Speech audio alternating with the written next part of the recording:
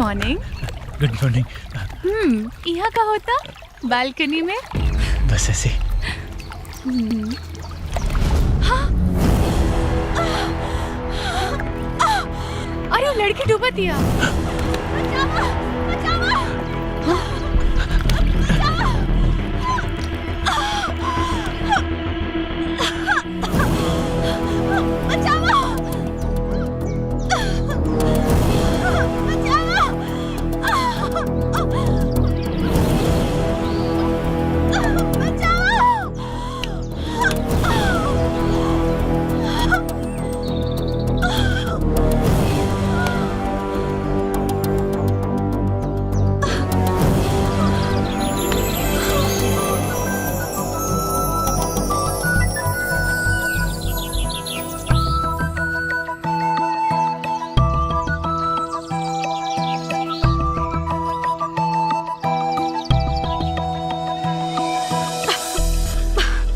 आप ठीक बाड़ू ना? हम ठीक बानी। थैंक यू के कोनो बात नहीं के। अनुराग, बाकी की बात चाय के टेबल पे कल जाए। चलो बाकी बात वही जे हुई।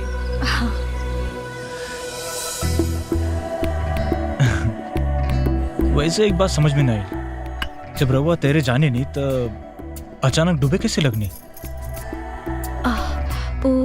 अचानक हमरा के चक्कर आ गेल रहे। चक्कर? तोहार तबीयत तो ठीक बा? वो दरअसल अब देखी, अगर कोनो पर्सनल बात होके तो ना वो दरअसल हमरा के कैंसर बा। कैंसर? कैंसर? और डॉक्टर के हिसाब से तो हम बस 4 दिन के मेहमान बानी। अरे ना, रउआ हमार जान बचाऊनी यही से बताईनी। जिंदगी कैसे जियल जाला ओके तोहरा से सीखे के चाहे। जिंदगी में इतना परेशानी होखला के बाद भी कैसे मुस्कुरा लेवे लो। का करी दीदी, रोई भी तक कौना बात पर। हमारी दुनिया में केहू नहीं खे। एक कार एक्सीडेंट में हमार पूरा परिवार खत्म हो गई। हमार आधा जिंदगी तो उहे खत्म हो गई। अब बस एक ही इच्छा बा, ये बचल 4 दिन की जिंदगी हंसत खेलत गुजार दी। शीतल, आज से तू अपना के अकेला मत समझिए। आज से तू हमने लोग के परिवार के हिस्सा बाड़ू, हमार छोट बहन जैसे। थैंक यू दीदी। आज हमार जन्मदिन पर रउआ हमरा के बहुत बड़ सौगात देले बानी। जन्मदिन? Wish you many many happy returns of the day. Thank you. Happy birthday. वैसे रउआ आज हमार जान ना बचौले रहती तो आज हमार जन्मदिन ना मरण दिन हो गए रहे। यही से हम चाहता नहीं कि हमार ई जन्मदिन रउआ लोगन के साथ मनाई। ठीक बा, बाकी एक शर्त, आज तो हर जन्मदिन की पार्टी हमने लोग की तरफ से। हाँ बिल्कुल। ठीक बा।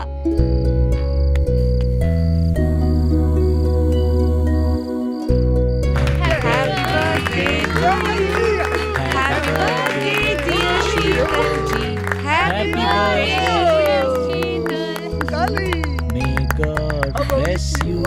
Happy birthday to you. Kaiba?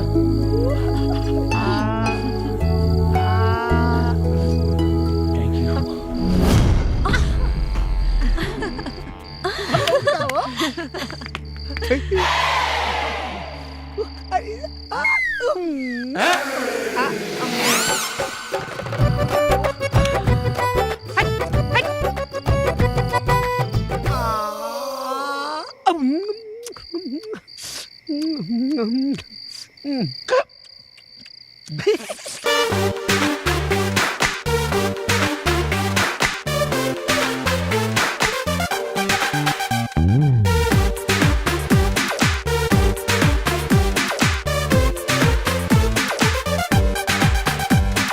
झुर झुर बह जब पूर्वा बयार, फर फर उड़े फराक तोहार। झुर झुर बह जब पूर्वा बयार, फर फर उड़े फराक तोहार। देख लब लग तो तोहर रूपवा गजब, मनवा के मोहे तोहरा तन के सिंगार। जब छुई ला बदनिया तोहार, कहेला दिल आई लव यू, कहेला दिल आई लव यू, कहेला दिल आई लव यू, कहेला दिल आई लव यू। तोहरा के रोकी नाही पुरवा बयार, आव राजा झूम ला फराक हमार। तोहरा के रोकी नाही पुरवा बयार, आव राजा झूम ला फराक हमार। तोह बेरी झावर बाई रूपवा गजब, तोहरे खातिर कैले बानी हम त सिंगार। जब तोहरा से होला नैना चार, तो कहेला दिल I love you, कहेला दिल I love you, कहेला दिल I love you, कहेला दिल I love you।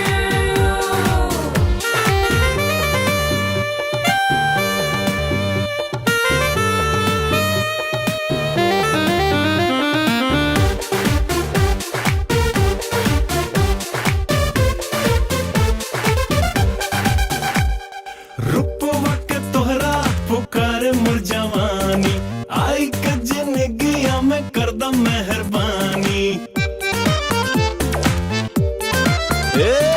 रूपवा के तोहरा पुकार मोर जवानी, आई के जिंदगिया में कर द मेहरबानी। अंगना का तोहरा बहार बन के, चाहतानी रहल हम तोहार बन के। 7 जन्म तू ही रह ए पिया, मंगिया का हमरा सिंगार बन के।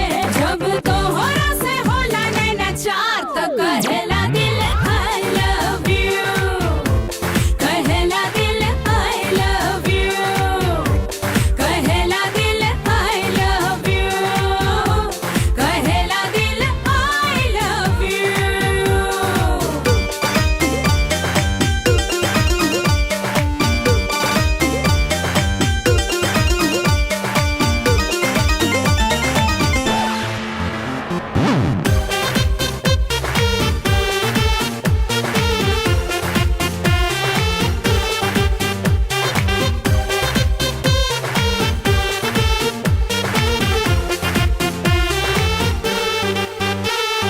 तोहरे ही संग चाही रहल दिन रैन, तोहरे बिना ना मिलेला दिल के चैन।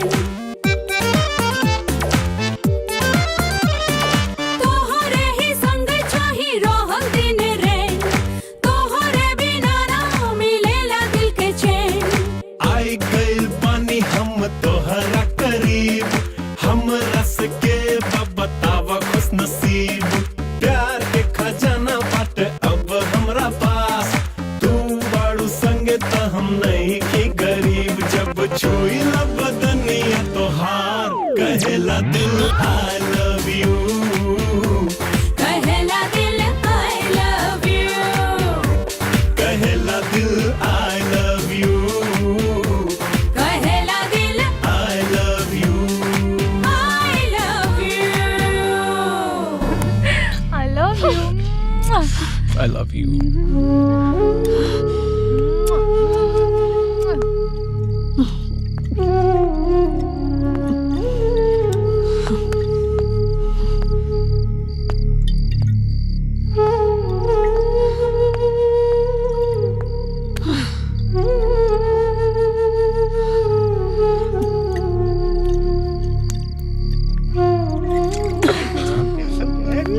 शीतल,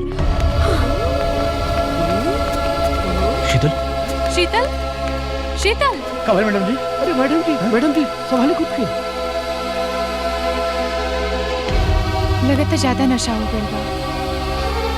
अनुराग इनकरा के रूम में छोड़ के आ जा, फिर हम लोग खाना खाएल जाए। ठीक है। उठावा शीतल, आराम से। शीतल, लगातार चढ़ा ले पानी। चला आराम से ले जाइए। चला संभाल के।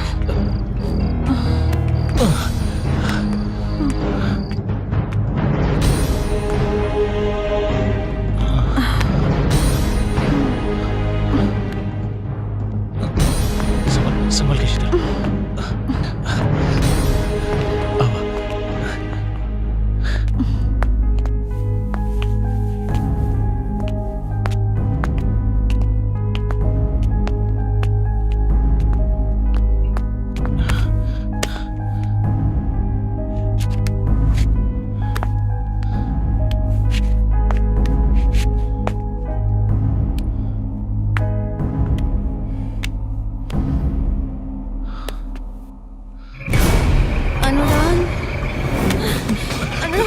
I love you, Anurag. I love you. I love you, Anurag. क्या करते हो शीतल? कुछ गलत नहीं किया अनुराग, ये तो प्रेम बा, तो आत्मा के मिलन। छोड़ो हमके। अनुराग।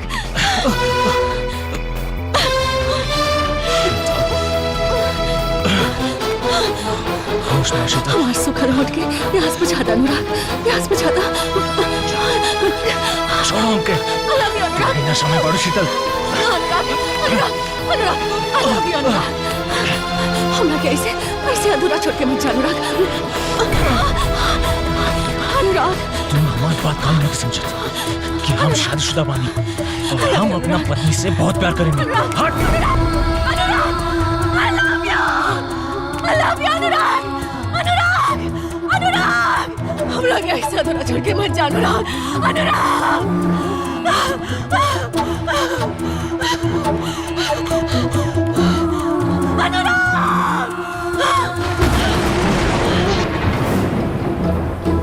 जब से चली आके गुड मॉर्निंग मैम।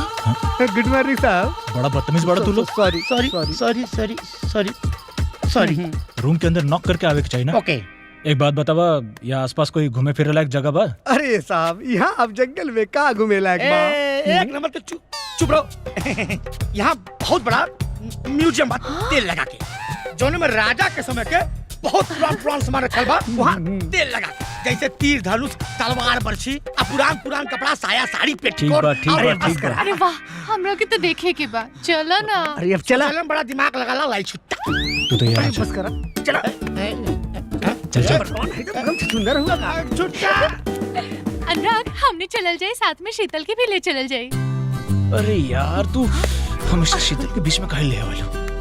हमने यहाँ हनीमून मनावे आइल बनी जा। हनीमून मनावल जा। हाँ? अच्छा राजा जी, अब चलो ना जल्दी।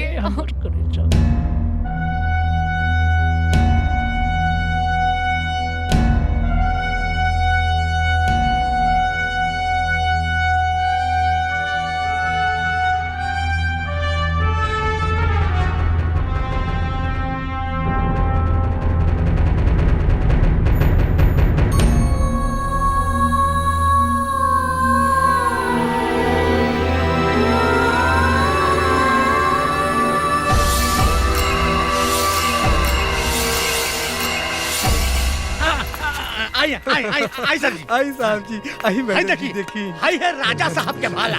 यही भाला से राजा साहब 61,6263 दुश्मन के गटाई काट दे रहे हैं। हमार दादा ऐसे ना भाला से दांत खुदत रहे। अरे फेंकू पाड़े, अब बस करा।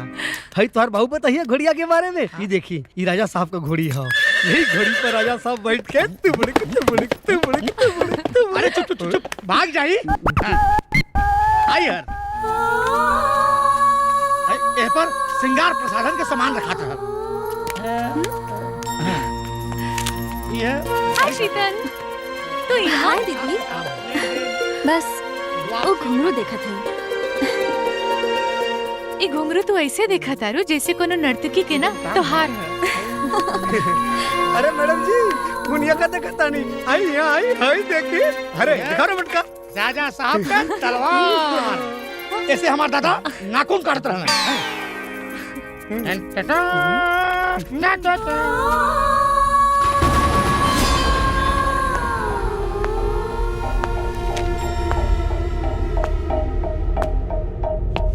अनुराग, रात वाली बात खातिर आई एम सॉरी। अनुराग, तोहके देख के हमके प्यार हो गई, और प्यार कईल कोनो गुनाह त ना होला। हाथ छोड़ा मार।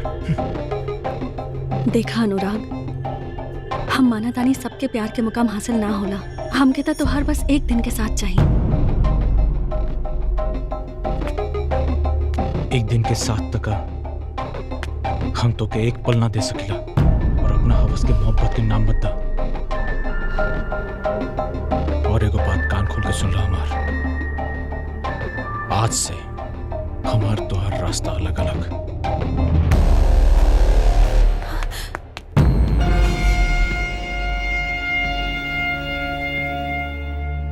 वाह वाह वाह वाह वाह, का शादी के संजोग बनल बा। अम्मा मंगल खुद शुक्र के साथ बैठ के बात करताने, बृहस्पति अगुवाई और शनिचर वर बतावताने।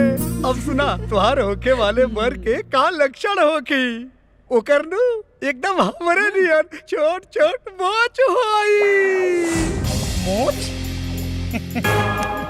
एक हफ्ता में हमार बिरप्पन जैसा मोच गई।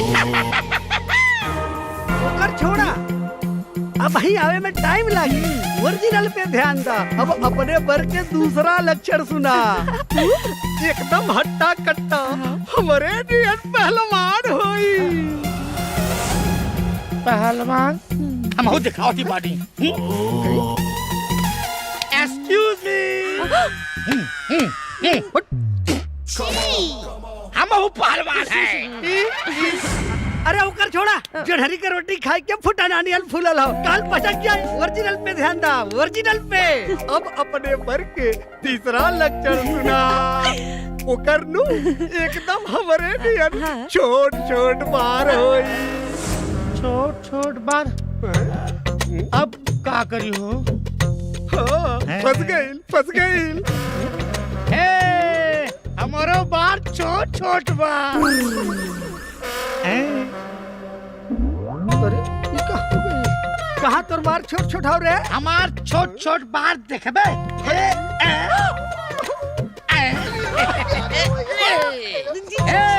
आई एम परफेक्ट भटार फॉर यू।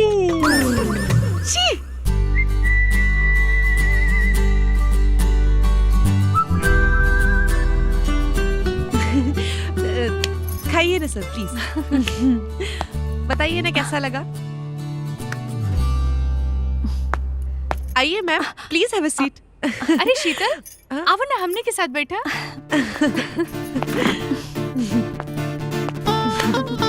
का खाइबू? यह सेम ले आई। यहाँ के खाना बहुत अच्छा बा। चलो जाइए। और आवा रवा खाई ना। आवेदन ना साथ में खाइल जाए।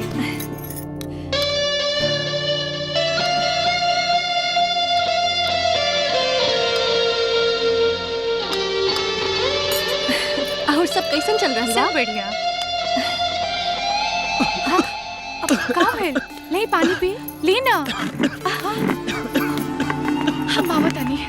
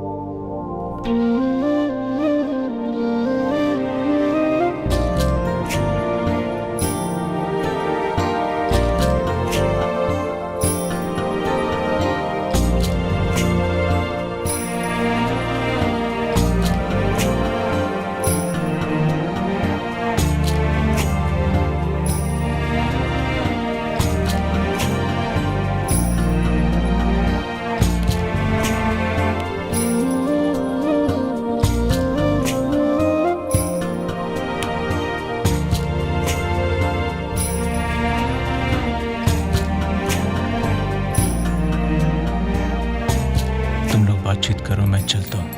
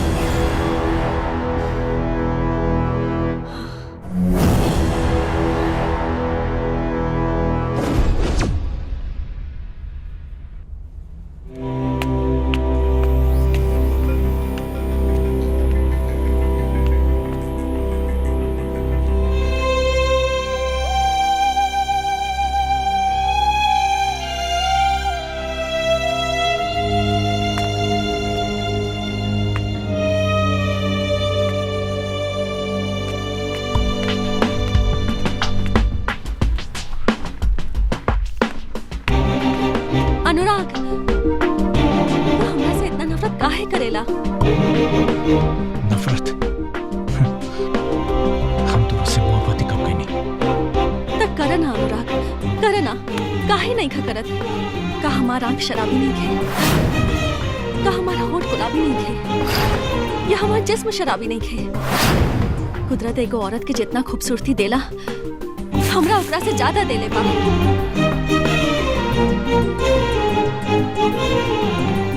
एक औरत के सिर्फ ऊपर से ना, भीतर से भी खूबसूरत होके के चाहिए। हम भीतर से भी उतना ही खूबसूरत बनी अनुराग। बस एक बार अपने जिस्म की आग हमने सांस में उतार के देखा अनुराग। हम मोम की तरह पिघल जाए अनुराग। अनुराग, यह तो और भीतर की खूबसूरती है। याद रखिए, मोम पिघलेला लेकिन फौलाद ना, और हमारी इरादा फौलाद का है। ऐसा मत कहा अनुराग, ऐसा मत कहा। हम तोरा से बहुत प्यार करेनी। अब हमारी जिंदगी में दिन ही कितना बचल बा। ओ में से बस एक रात चाहता नहीं अनुराग, बस एक रात। अपन आगोश में बस एक रात गुजारे के देदा अनुराग।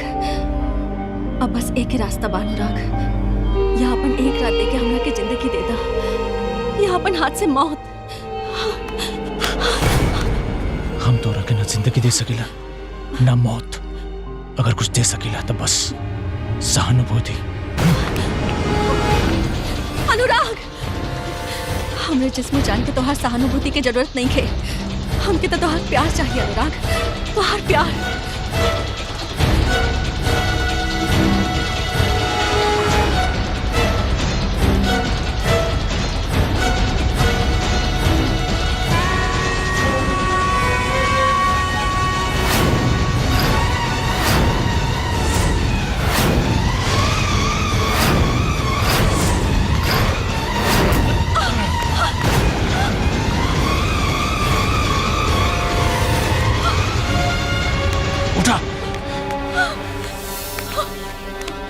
पागल हो गई बाड़ू का तू? हाँ, पागल हो गई बाड़ू?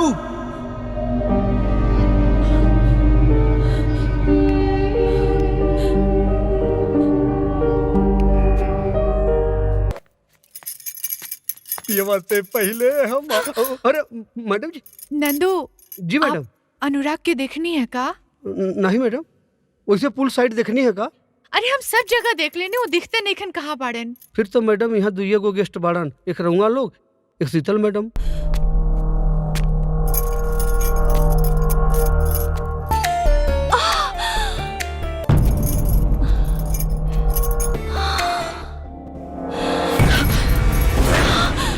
काजल,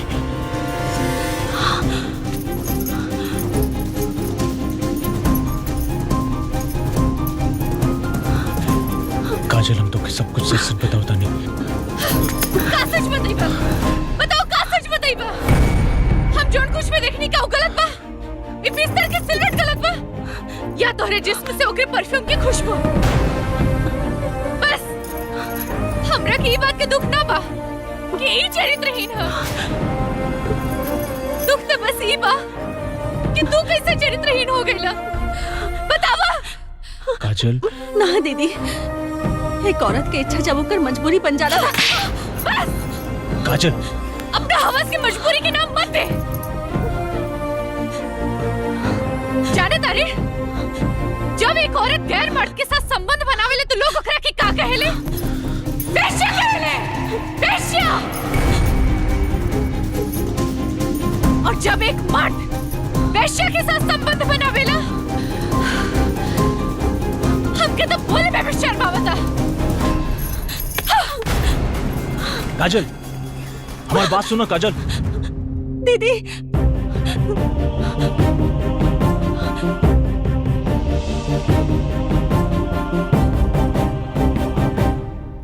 हम मानता नहीं हमारा से गुनाह भइल बा, बाकी रेखा पीछे हमार काम मजबूरी रही जानल बहुत जरूरी बा।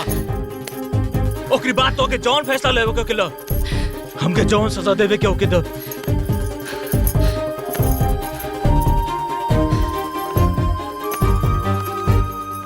कई दिन से शीतल हमरा ऊपर डोरा डाले की कोशिश करते रहे। इससे पहले कितनी बार हमरा से शारीरिक संबंध बनावे की कोशिश कैलस, लेकिन हम हमेशा मना कईनी। लेकिन एक दिन जब हम तोरा से बहुत प्यार करेनी। अब हमारी जिंदगी में दिन ही कितना बचल बा। और में से बस एक रात चाहता नहीं अनुराग, बस एक रात। अपन आगोश में बस एक रात गुजारे के देदा अनुराग। अब बस एक ही रास्ता बा अनुराग, या अपन एक रात दे के हमरा के जिंदगी देदा, या अपन हाथ से मौत। हम तो रखे ना जिंदगी दे सकेला ना मौत। अगर कुछ दे सकेला तो बस सहानुभूति। अनुराग, हमरे जिस्म जान के तोहार सहानुभूति की जरूरत नहीं है। हमके तो तोहार प्यार चाहिए अनुराग, तोहार प्यार।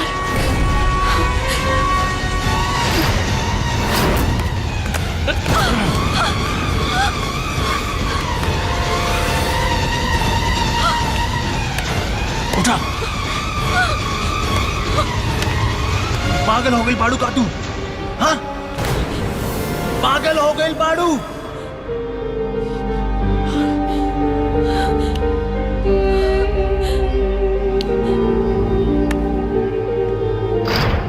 अगर अब भी तो के हमार गलती लागत हो गए तो बेशक हमके छोड़ के चल जा। अनुराग, एक औरत अपन सब कुछ बांट सकेले, बाकी पति ना। और हम तोहरे से बहुत प्यार करेले, बहुत प्यार। और शीतल बहुत शातिर लड़की बिया। हमरा से हमार प्यार, हमार पति छीने की कोशिश कैले बिया। हम ओकरा के माफ ना करब, कबो माफ ना करब।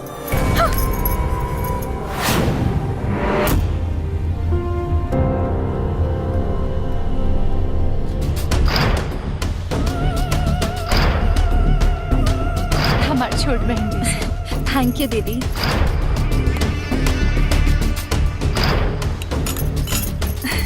और सब कैसन चल रहा है?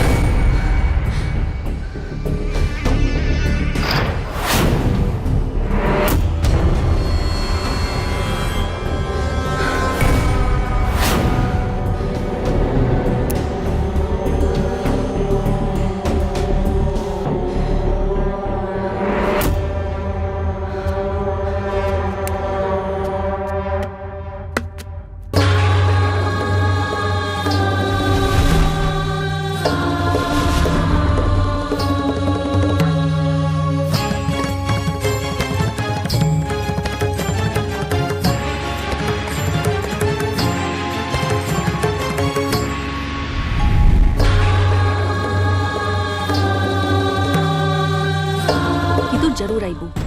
बस बेर बेर दीदी बोल के अब हमरा से नाता जोड़े की कोशिश मत कर। हम तोहरा के अपना परिवार के हिस्सा समझनी, तोहरे दुख दर्द में भागीदार बननी, और तू होकर ई सिला दिहलू। हिस्सा सिर्फ समझ लो दीदी, देहलू ना। और हिस्सा हम तो से ना, तू हमरा से छीनले बाड़ू। अनुराग और हमार तो जन्म जन्म के नाता बा, जन्म जन्म के प्यार बा। और तो सही कहलू कि हम एगो शातिर लड़की हैं। और अब तू देखा कि हम अपन प्यार, अपन अनुराग के तोरा से छीन के रहब। बच्चलन औरत, तोर जिस्म भी गंदा और तोर नियत भी। तू को सोचे तारे एक अनैतिक संबंध बना के तू ओकरा के जन्म जन्म के प्यार कहबे? हम तो जन्म जन्म के प्यार अब ही यही जन्म में खत्म कर दे।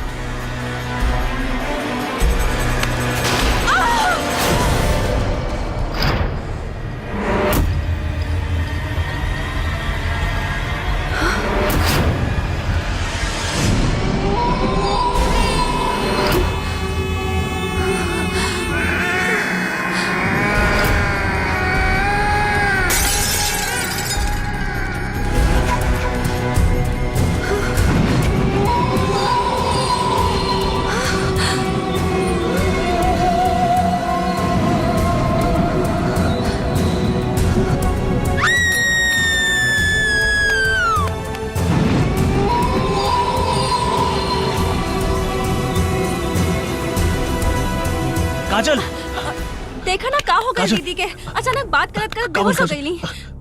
दीदी दीदी दीदी काजल,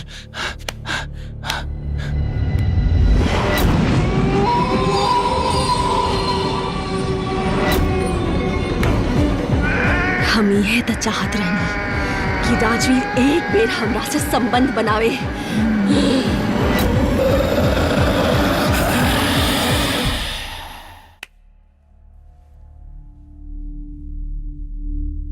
दीदी दीदी दीदी चाय पी ली। अनुराग, अनुराग, हमरा के बचा लो। काबल काजल, तू हमरा के चाय की जगह जहर काहे नहीं के पिला देत? अनुराग एकरा के हमरा कमरे से बाहर निकाला। अनुराग, अनुराग ये औरत तो चुड़ैल है। शांत हो जा काजल, शांत हो जा। तुहार तबीयत ठीक नहीं है, तू आराम करा।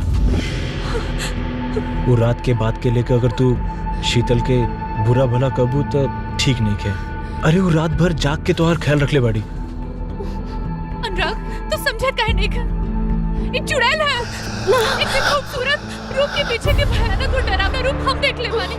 हमार बात माना, ये तोहरा के हमरा से छीन ली अनुराग। एकरा के ऐसा ना है दीदी, हम चुड़ैल ना हई। हम भी हाड़ मांस के इंसान हई। हमरा अंदर भी इंसानी लहू बा।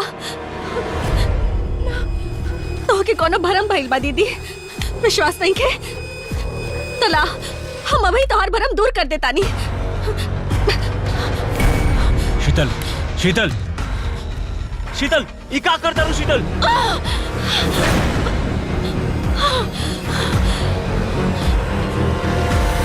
अब कहा दीदी, का भी तो के हमरा अंदर चुड़ैल दिखा था।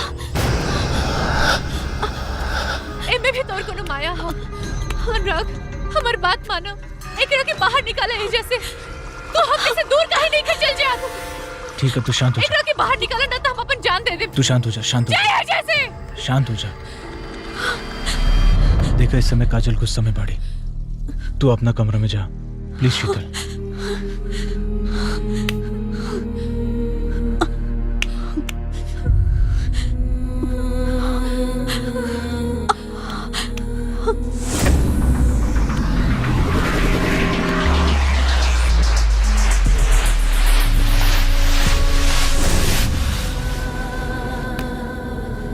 शांत हो जा।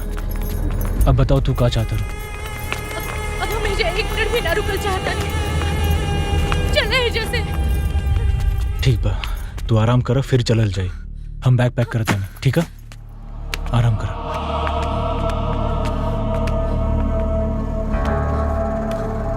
सब ठीक हो जाए, आराम कर।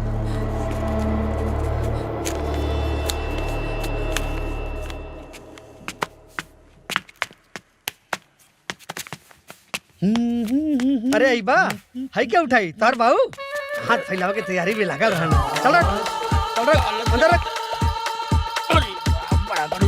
बंद कर।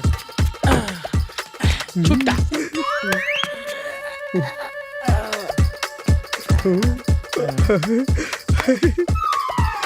Thank you. रह दे। अरे बस सर, आधा दिया। हर चीज में था, मेरे रूम में था मंग में। बाद में समझ ली जाई। चल। मैडम, मैडम, छुट्टा। ये ना सुधरी। आदत है भिखारी के भीख मांगे की। ये अचानक गाड़ी क्यों खड़ी है? तू बैठ हम देखते हैं। अभी आए।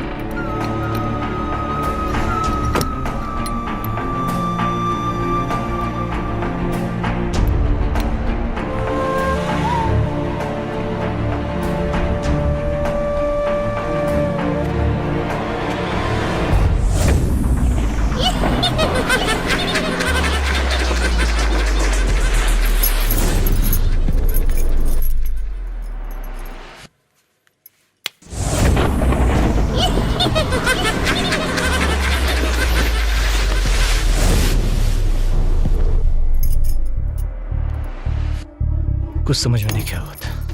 अब का हुई? मैकेनिक के दिखावे के पड़े। ठीक बा। कावल साहब लगा था कुछ खराबी आ गई बा। कौन मैकेनिक के नंबर बात हो रहा लगे? अरे मालिक मैकेनिक की बात करते हैं। मोची से लेके मंत्री तक के नंबर धैले बात। अरे मोदी जी के फोन लगाई। कौनो मैकेनिक के नंबर बात हो रहा लगे? चंदू ऐसा कर की परसा मिस्त्री के फोन लगाओ। हाँ रुका बुलाओ के मनी छुट्टा धैले रह जा। हेलो अरे लगे तो दा रुका। हाँ परसा। अरे कहाँ बड़े मर्दे? हाँ अच्छा तनी होटल आ जाते एगो साहब के गाड़ी खराब हो गई बा। अरे बाप रे। काबल मेरे भगल का कर। हाँ हाँ रुका। कितना दिन लग जाई पारस? अच्छा अच्छा ठीक बा ठीक बा। का भइल? अच्छा साहब मैकेनिक थावे खातिर तैयार बा, लेकिन जोन बाढ़ आयल रहल उमे पुलिया सुलिया कुल टूट गइल बा। तो कहता 3-4 दिन लग जाई बने में। तो रुक जाए जा। अच्छा ठीक बा, तू लोग सामान ले चला। जो सामान निकाल। आवा आवा जो जरूर आवा। जो लगा के साहब मत बना, अकेला उठाई। चला अब।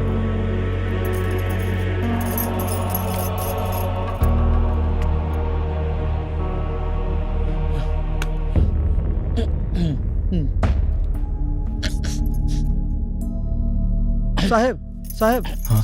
समनिया कहाँ रखी? वो रख दे। साहब छुट्टा। अरे यार ये फिर शुरू हो गई लन। देखा तो नहीं साहब टेंशन नहीं मन। चला चलता कहे ना साहब छुट्टा। काजल तू टेंशन मत। जैसे ही अपन गाड़ी ठीक हो जाए हमने के यहाँ से चल दिया जाए।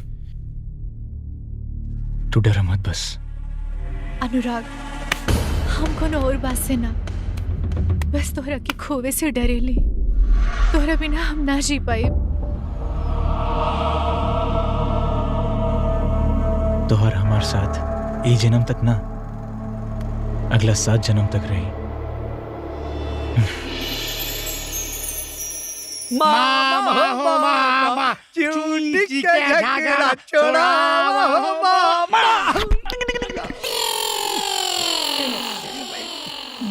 का हो चमेली का करता रू? रतौंदी भइल बा। ना लौकत नहीं खे। तरबूज के जूस गारतानी। कौन बूझ के? तरबूज के। हम जल्दी की बू।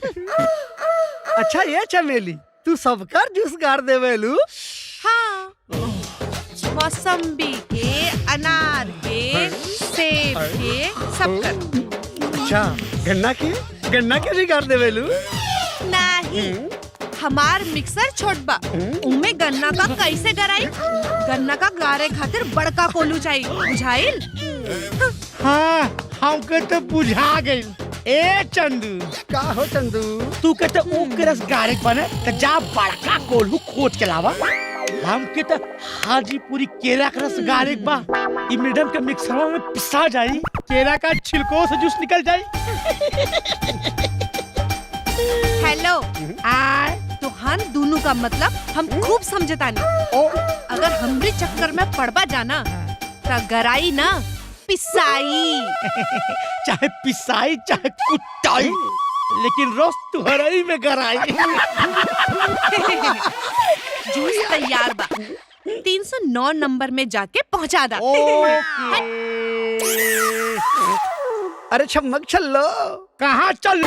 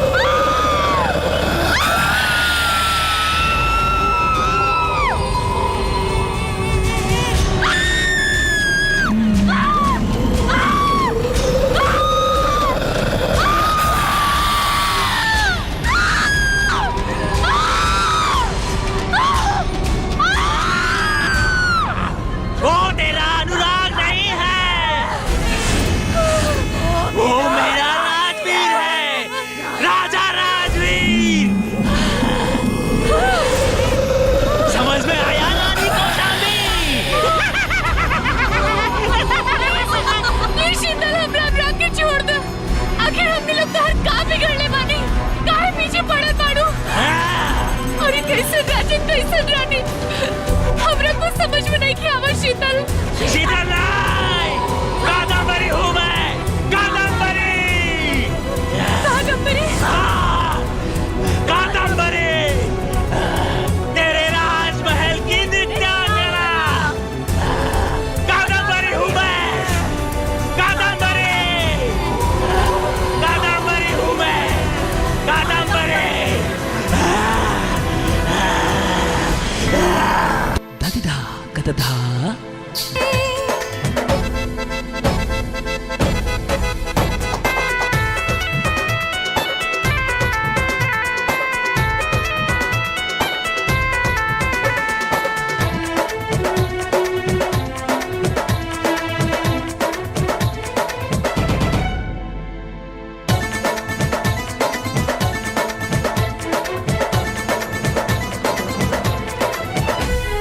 सोना जानी ना चाही ना ही हीरा मोती, मनवा के बूझी ना बात, तो मोरे सावरिया।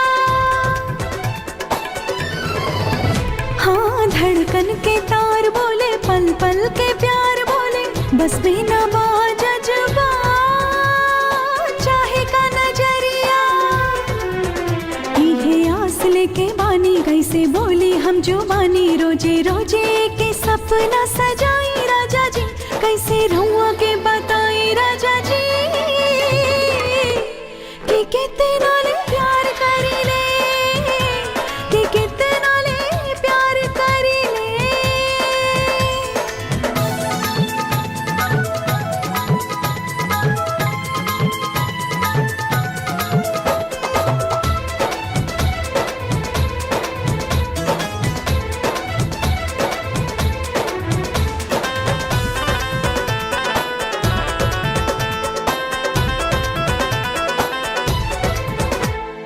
पानी बीचे राही जैसे मछरी पियासन, मुहे मोरा भाईल बहालो मोरे सवरिया।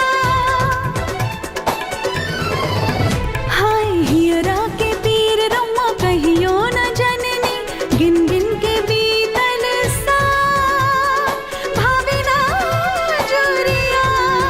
मन के मधुबनता महका दी, लागल ललसा मोर पुरा दी, झूठे वादा के मन बहलाई राजा जी, कैसे रहुआ के बताई राजा जी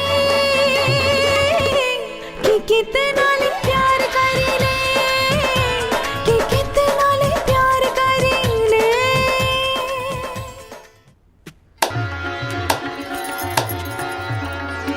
वाह कादम्बरी वाह, तुम्हारे नृत्य में जो नशा है उसके आगे मदिरा से भरी 100 सुराई का नशा भी कम पड़ जाए। आज तुम्हारा यह मनमोहक रूप मदहोश कर देने वाला था। नृत्य देखकर हम बहुत प्रसन्न हुए।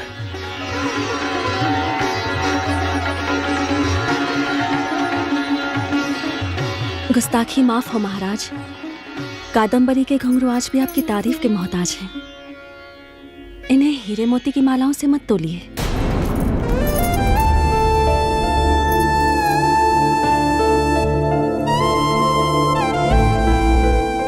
क्या बात है महाराज, आज आप इतने विचलित क्यों हैं?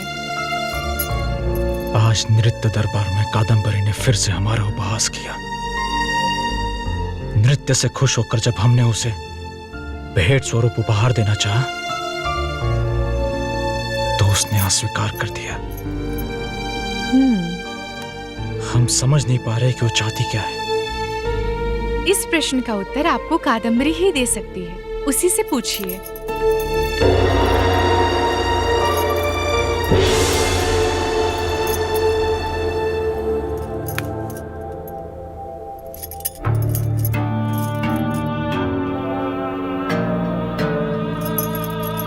आइए राजा साहब आइए। हमें और हमारे घुंघरुओं को आप ही का इंतजार था। आज हम यहाँ तुम्हारे घुंघरुओं की आवाज सुनने नहीं आए कादम्बरी। इरादे तो नेक है ना राजा साहब? कहीं कादम्बरी के जिस्म की गर्माहट की जरूरत तो नहीं होने लगी आपको? यह हम अपने प्रश्न का उत्तर लेने आए हैं। हम जब भी खुश होकर तुम्हें कोई उपहार देते हैं तुम उसे ठुकरा देती हो। अगर चाहती क्या हो तुम? मत पूछिए राजा साहब, अगर दिल की बात जुबान पर आ गई तो कयामत आ जाएगी। कयामत आती है तो आ जाए, पर आज हम ये जानकर रहेंगे कि तुम्हारी इच्छा क्या है। जिद ना करें राजा साहब, आप नहीं दे पाएंगे जो कादम्बरी को चाहिए। जबान संभाल के कादम्बरी, ऐसी कौन सी चीज है जो हम नहीं दे सकते? हीरे जवाहरात मोती, बोलो क्या चाहिए तुम्हें? हमें इस महल में पटरानी का स्थान चाहिए। कादम्बरी, चंद लम्हे बिस्तर पर साथ क्या बिताए, इसका मतलब ये नहीं कि तुम अपना स्थान भूल जाओ। कौशाम्बी की जगह कोई और नहीं ले सकता। जब तक कौशाम्बी जीवित है तब तक कोई पटरानी नहीं बन सकती। तुम क्या, स्वर्ग से कोई अप्सरा भी आ जाए तो उसका स्थान नहीं ले सकती। राजा साहब,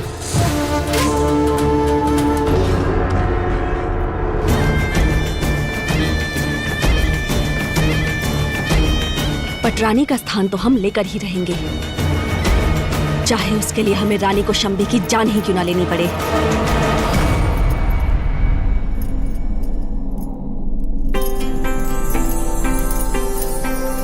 महाराज, आप हमसे कितना प्रेम करते हैं? आज अचानक ऐसा प्रश्न? ये हमारे प्रश्नों का उत्तर नहीं हुआ। अपने प्राणों से भी ज्यादा।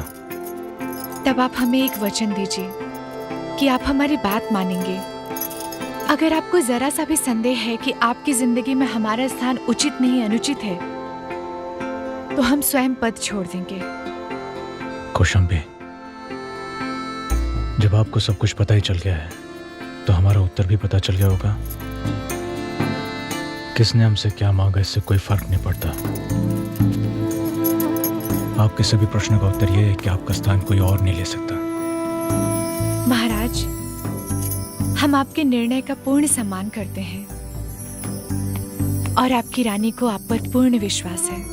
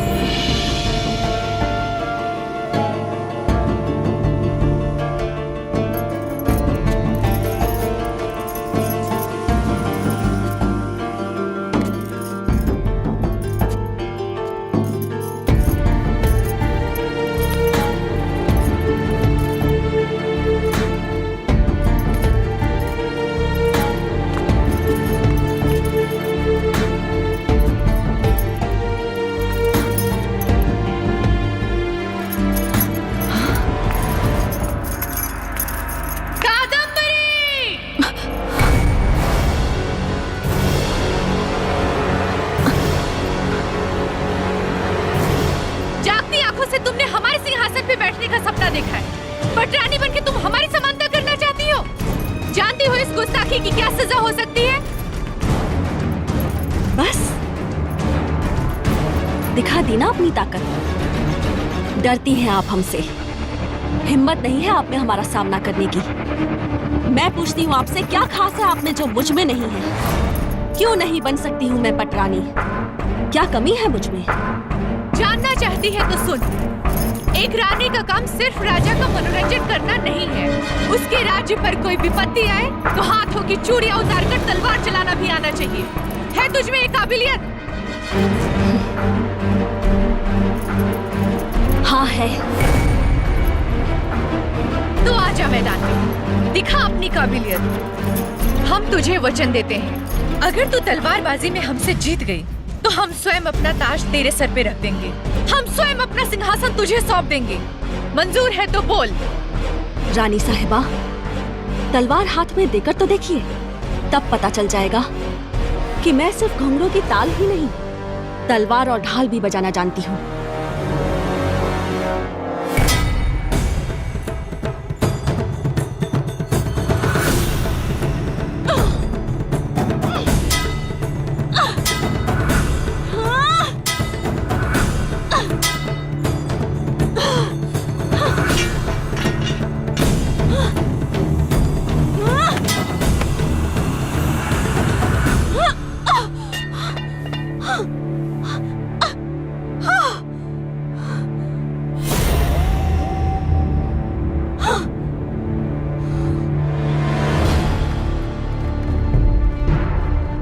बता, तेरे साथ क्या सुलूक किया जाए?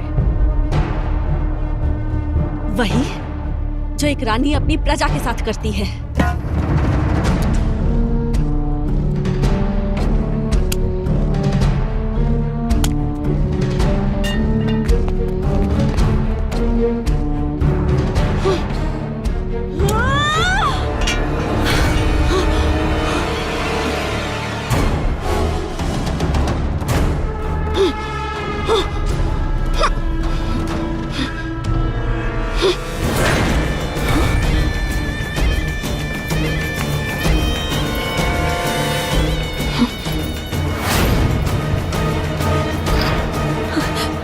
राजा साहब,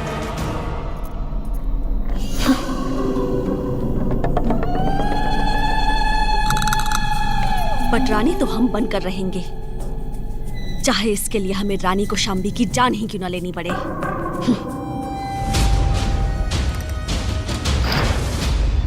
उस दिन तुम्हारे कक्ष से बाहर निकलने के बाद हमने तुम्हारी बात सुन ली थी। हमें लगा था निस्वार्थ प्रेम की गंगा बहती है इन घुंघरुओं से। यही है वो प्रेम, यही है वो प्रेम का राग। प्रेम में लोग अपनी जान देते हैं, किसी की जान लेते नहीं। ये प्रेम प्रेम नहीं, लालच है, लालच। और इसी लालच में तुमने हमारे रानी की जान लेने की कोशिश की है,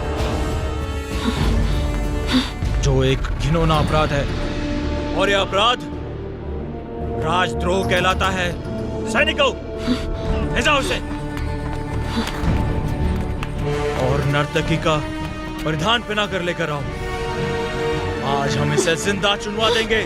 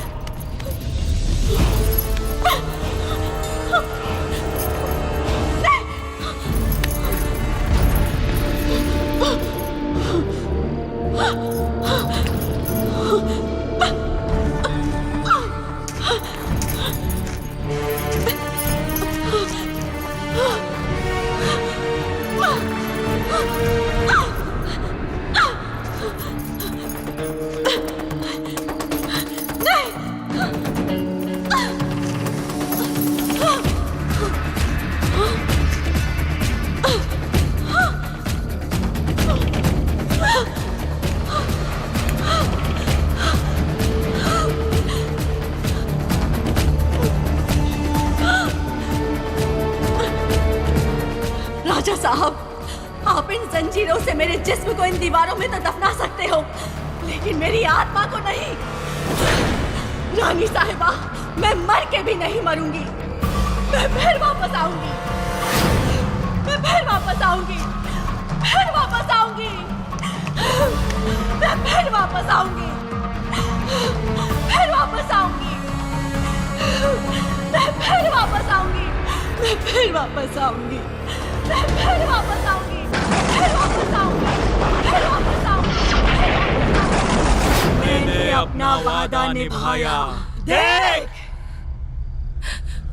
लौट कर आई हूँ मैं। मेरा शरीर मरा है लेकिन आत्मा नहीं। राजा राजवीर से मेरा मिलन होगा, जरूर होगा मिलन, होगा दोबारा मिलन। मैं चाहूँ तो तुझे अब भी मार दूँ, लेकिन मैं तुझे नहीं मारूंगी, ताकि राजवीर को तू मेरा होता हुआ देखे और तड़प तड़प के मरे। वो होगी तेरी असली मौत, वही होगी तेरी असली मौत। देख कौशाम्बी भी देख, तू मुझे मारकर भी नहीं मार पाई रे, लेकिन मैं तुझे जिंदा रखकर मरने जैसा कर दूंगी। तू जीत कर भी हार गई कौशाम्बी, तू जीत कर भी हार गई और मैं हार कर भी जीत गई।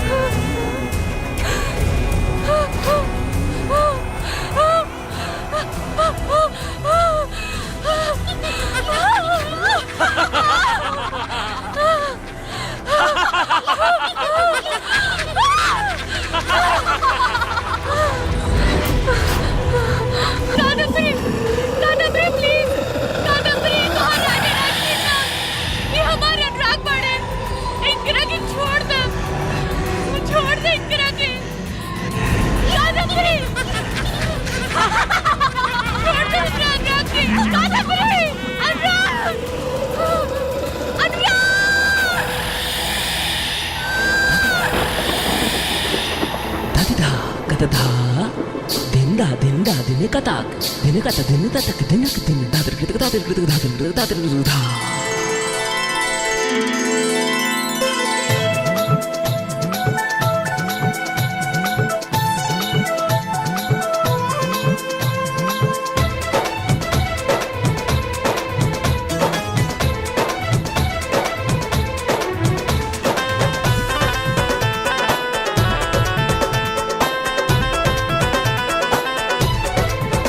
कैसे रहुआ के बताई राजा जी कि कितना ले प्यार करी ले। रहुए खातिर मुस्कुराई राजा जी, ईश्वर हंसिकार करी ले। रहुए ना वे जवानी मोरी सारी जिंदगानी, दिल जान हम रहुए पे लौटाई राजा जी। कैसे रहुआ के बताई राजा जी। साहब ई का करता नी?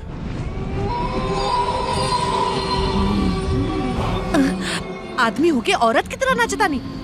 अरे ई म्यूजियम के घुंघरू बा, दे दी हमरा के।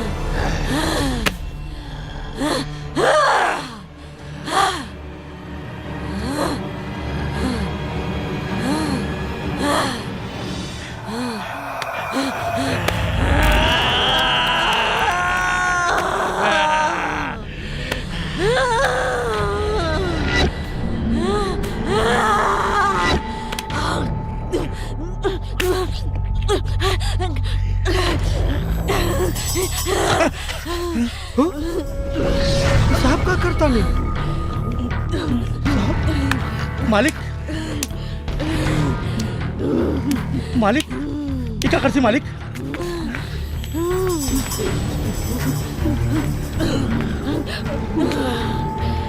साहब साहब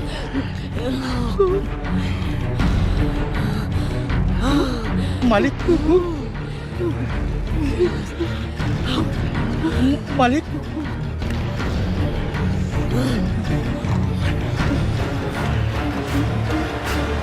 मालिक मालिक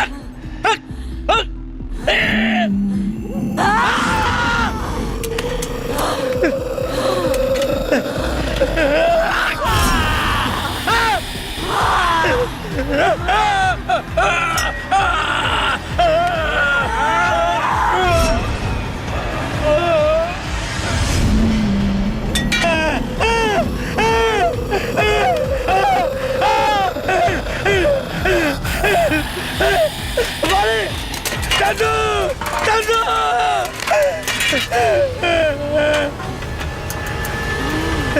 नंदू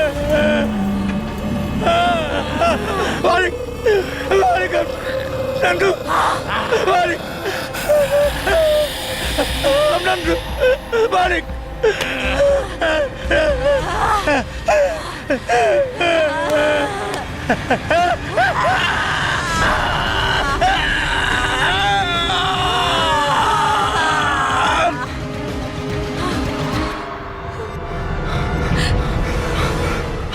अरे मैडम जी ये राहुल हालत कैसे हो गई? हमारा लागत बा साहब के ऊपर भी कौनो भूत प्रेत के साया हो गइल बा। चमेलिया के म्यूजियम में मुंह आके ओकर खून पिए ताने। वो शीतल औरत ना, वो एगो डायन बिया, वो हमरा अनुराग के भीतर समा गेल बिया, वो है सब करत हिया। अरे मैडम जी हम सब समझ गई नहीं, चंदू के ऊपर भी अटैक कर दिले बाड़न साहब। अब नीचे जाए, खतरा से खाली नहीं खे मैडम जी। नहीं, हम नीचे जाए। नहीं मैडम जी, हम अपना अनुराग के बचाए। जल्दी चलो। नहीं मैडम जी, रुके रुके।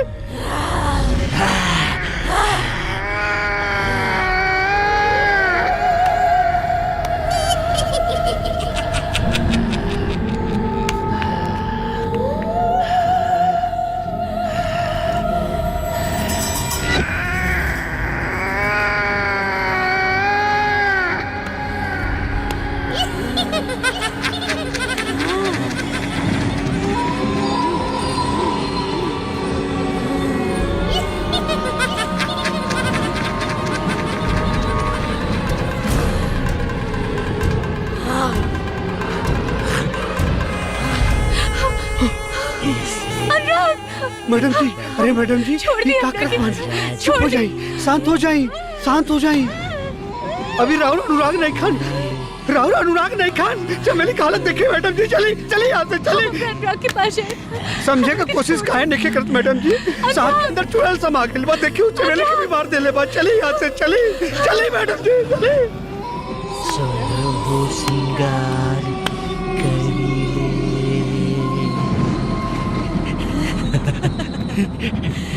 आई मैडम जी, हमरा के जाए दी, हमरा के जाए। अरे रुकी मैडम जी, रुकी। अरे होश मत कोई। अरे राहुल पति से जिंदा बा, हमारे भाई समान दोस्त मर गए। तो हम क्या करी? कैसे छुड़ाई उचड़ाई से अपना अनुराग के? बताइए। देखिए मैडम जी, कोनो बीमारी नहीं के कि डॉक्टर ठीक कर दे, बाकी कोनो ओझा सूखा ही ठीक कर सकेला। हमें को तांत्रिक के जाना था, वो कौनो उपाय जरूर बताइए। हमारे साथ चलिए मैडम जी, चलिए चलिए मैडम जी। ओम काल भैरवाय नमः। प्रणाम बाबा जी। ओम अष्टाधाराय नमः। बाबा ओम भैरवाय नमः। बाबा मदद करी बाबा। ओम लाट भैरवाय नमः। बाबा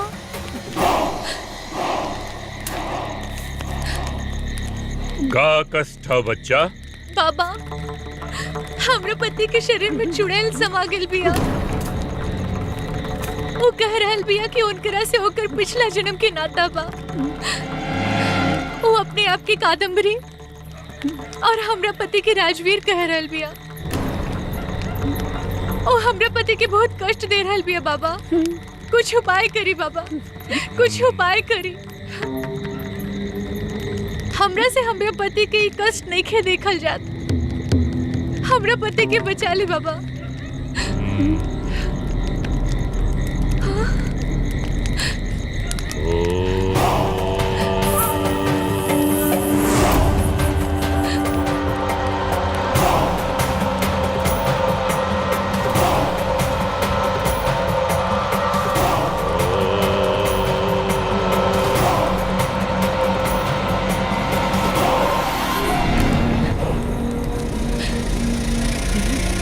समझ गई। वो चुड़ैल का अस्थि वो महल के तहखाना के दीवार के पीछे तू लोगन के वो महल के तहखाना के दीवार से ओकर अस्थि निकाल के जलावे के पड़ी। यही से वो चुड़ैल की आत्मा के मुक्ति मिली। लेकिन बाबा एक समस्या बा। हमने लोगन के पुनर्जन्म है। हमने की कुछ भी नहीं खे याद कि तहखाना की कौन सी दीवार में होकर अस्थि बा। बाबा बताइए कि कैसे पहचानब?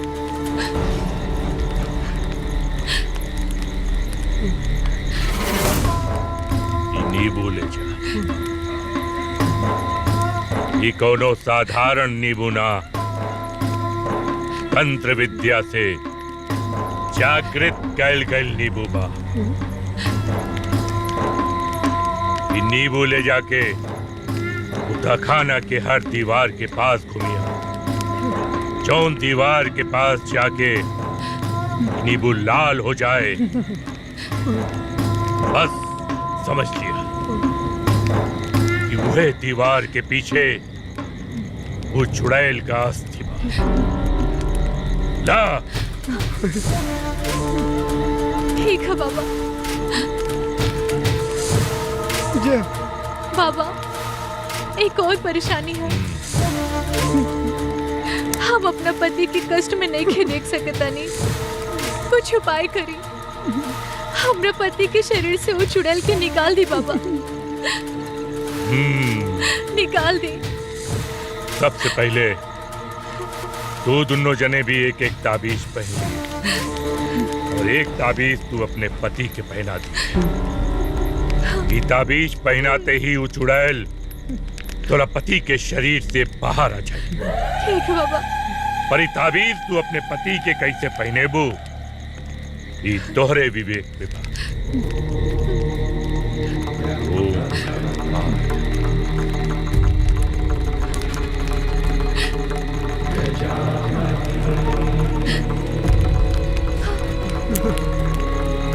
जय हो बाबा।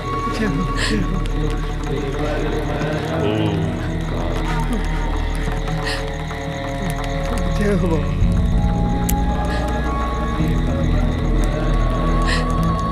ये भभूत अपना पति के उत्तर दक्षिण लिटा के ये भभूत के ओकरा चारों तरफ छिड़क दिया। वो चुड़ैल फिर तोरे पति के शरीर में प्रवेश न कर ला। लेकिन हाँ एक बात याद रखिया, ये सब कार्य ब्रह्म मुहूर्त के पहले हो जाए की चाहिए। ठीक है बाबा। अगर ब्रह्म मुहूर्त लग गई तो चुड़ैल की ताकत कई गुना बढ़ जाएगी। फिर तोरा पति के प्रेत लोक ले जाई और तोरे पास रह जाई खाली तोहरे पति का मृत देह। जा जा जल्दी करा। ठीक है बाबा। तब तक हम ऊ चुड़ैल के कमजोर करे का कुछ उपाय करत है। जा। ओम भैरवाय। जय हो बाबा। ओम काल भैरवाय नमः। ओम व्योमकेशाय नमः। ओम अष्टाधाराय नमः। ओम नीलांजन कादम्बरी कादम्बरी हम हार गई नहीं तोरा से। तू सही कहत रहलो। ई राजा राजवीर बने हमार अनुराग ना। हम तो दोनों के प्यार की दुनिया से बहुत दूर चल जाए। बस एक बार इनके रखे गले लगा ले बेटा।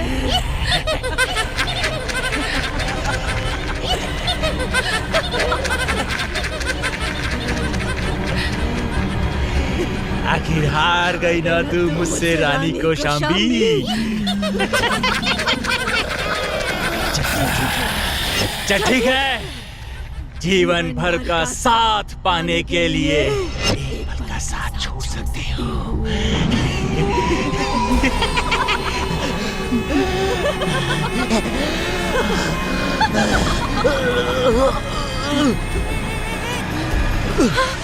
अनुराग अनुराग अनुराग अनुराग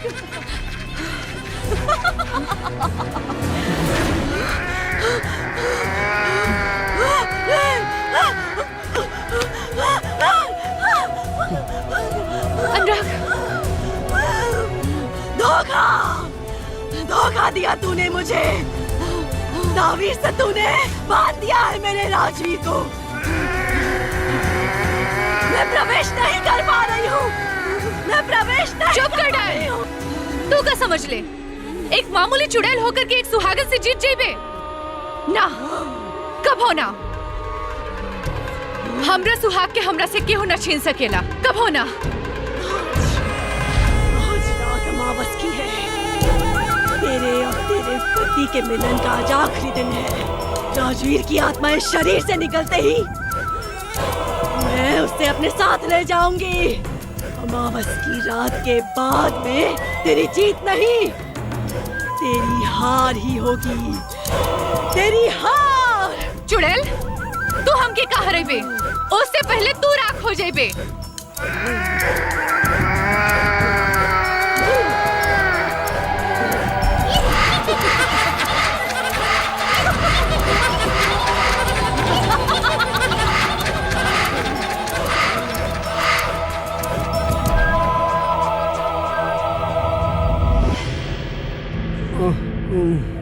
आई मैडम जी, आई लेके।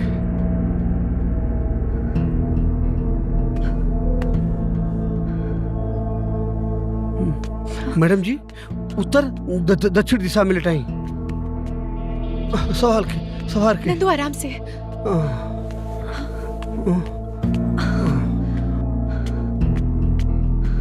मैडम जी अभी भभूति ले ही तांत्रिक बाबा की।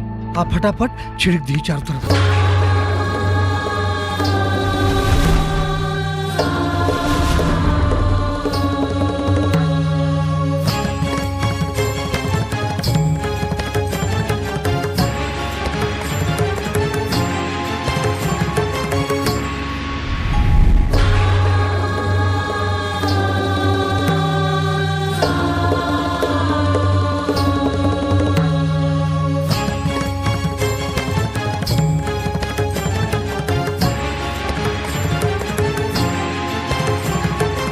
चलिए समय बहुत कम है। चलिए मैडम जी।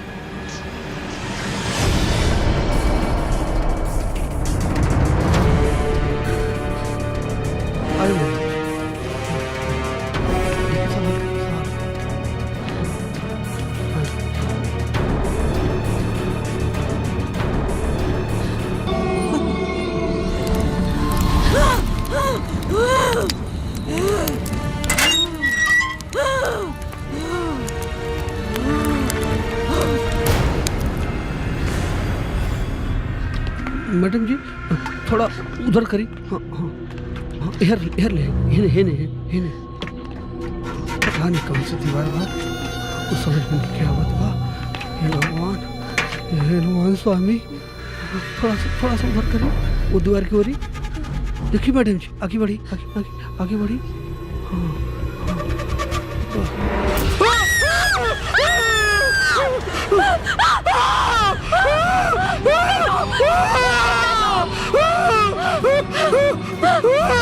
नंदू कहाँ पड़े तू नंदू?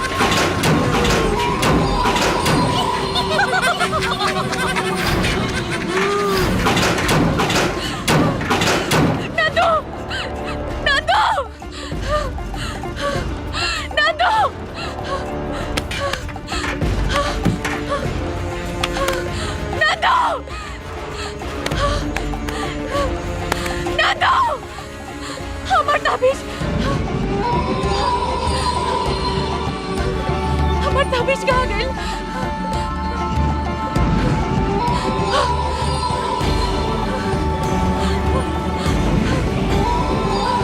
हमार ताबीज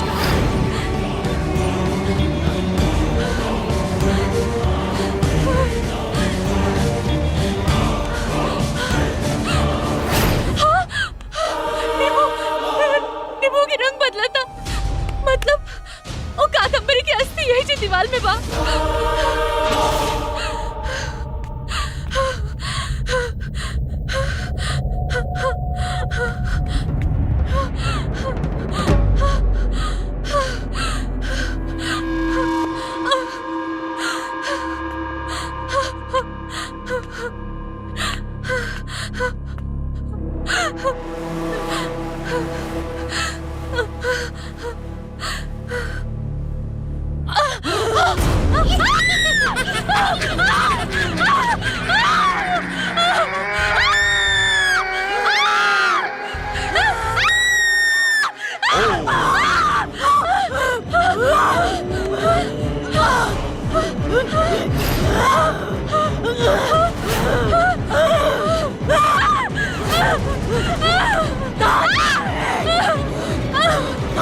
मुझे मरना होगा।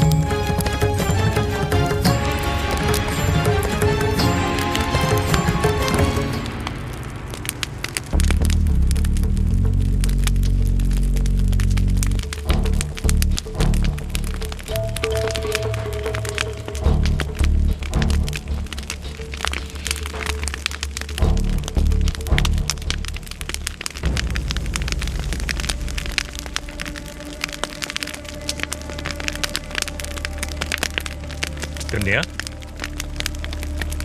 कन्या,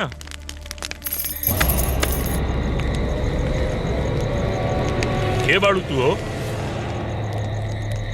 कन्या,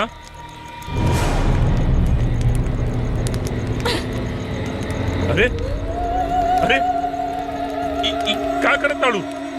का करताड़ू? हटा हटा हटा।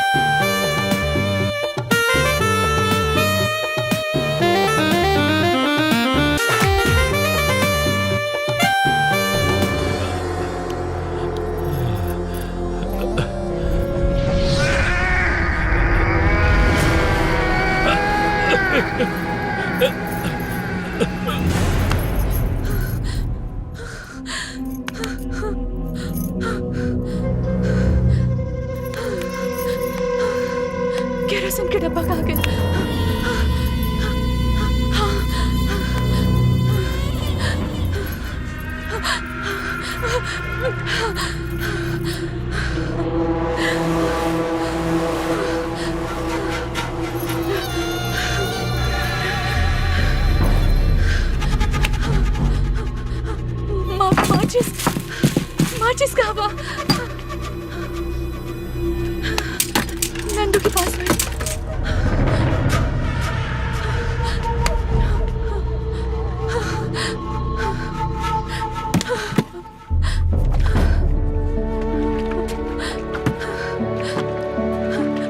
नंदू नंदू नंदू माचिस। जी वो चुड़ैल के अस्थि जरा के अपन सुहाग के वो चुड़ैल से बचा ले। नंदू नंदू उठो नंदू नंदू।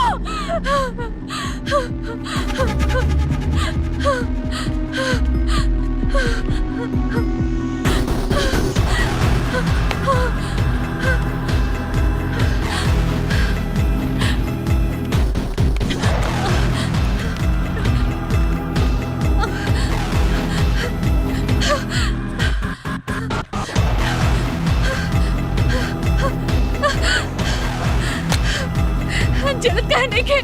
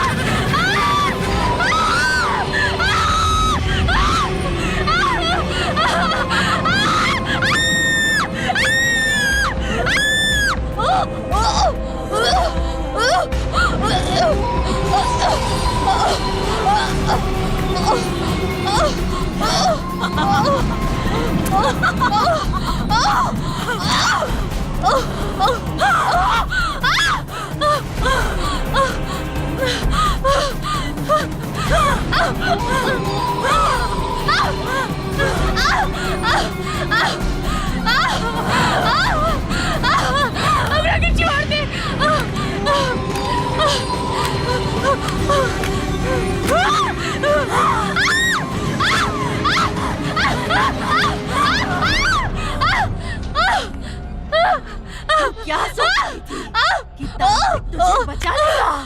मार दिया मैंने उसे। इनके बीच कोई नहीं आ सकता। कि जब मैं राजवीर को ले जाऊं तब तू उसे मेरे साथ जाता हुआ देखे और तड़पे और वही दर्द महसूस करे जो मैंने किया था।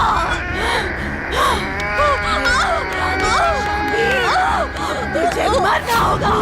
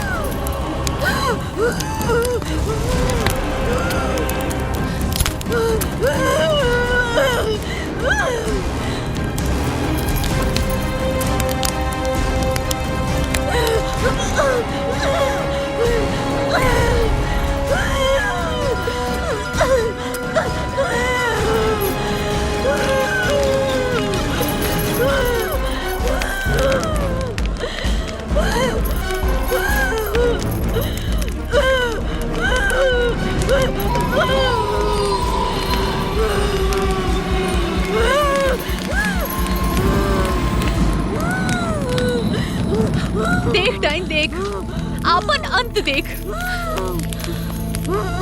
जब सावित्री यमराज से अपना पति के बचा सकेली तो तोहरा जैसे मामूली डाइन की का औकात, तोहरे जैसे चुड़ैल से का हम अपन पति की रक्षा न कर सकेनी। देख अपन अंत।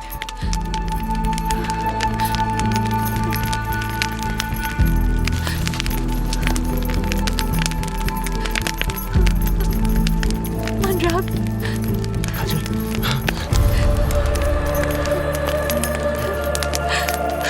I love you, Anurag. I love you.